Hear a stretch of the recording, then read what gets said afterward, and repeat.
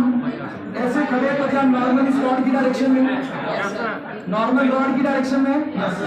जब हम कदम आगे बढ़ा रहे हैं तो क्या नॉर्मल इंक्लाइन हुआ, और वर्टिकल से क्या कुछ थीटा एंगल पर इंक्लाइन हुआ।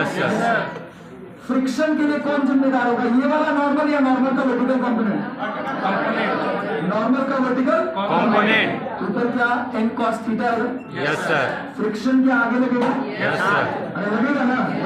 कौन सा फ्रिक्शन है, फ्रिक्शन है। हम कितनी आसानी से सरफेस पर चल पाएंगे ये इस बात पर डिपेंड करेगा कि हमारे पास फ्रिक्शन का स्टॉक कितना ज्यादा है। जितना ज्यादा नॉर्मल रिएक्शन, क्या फ्रिक्शन का स्टॉक उतना ज्यादा होगा। तो जब हम नॉर्मली वॉक करते हैं तो हमारे स्टेप्स थोड़े बड़े होते हैं, लेकिन अगर आप किसी स्लिपरी सरफेस पर वॉक करोगे तो आपको छोटे स्टेप्स रखने पड़ेंगे। क्यों? क्योंकि जब आप आगे जाओगे तो देखो नॉर्मल यहाँ है, पहले के कंपैरिजन में नॉर्मल वर्टिकल से छोटा एंगल बना रहे हैं, तो इधर क्या है n cos theta.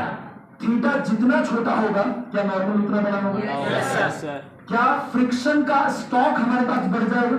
Yes sir. Requirement और स्टॉक की बात समझते हैं। यस। स्टॉक है म्यू इनटू n, और रिक्वायरमेंट है कि हमको सरफेस पर चलने के लिए कितना फोर्स लगाना पड़ रहा है, कितना फ्रिक्शन आगे लग रहा है।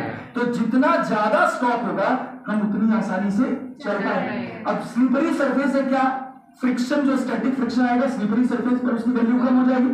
और आप बड़ा अगर कदम निकालोगे तो क्या नॉर्मल इधर जा रहा है, अरे जा रहा है। अब नॉर्मल क्या छोटा हो गया, क्या स्टॉक आपका कम हो गया, क्या स्लिप करने के चांसेस ज्यादा है।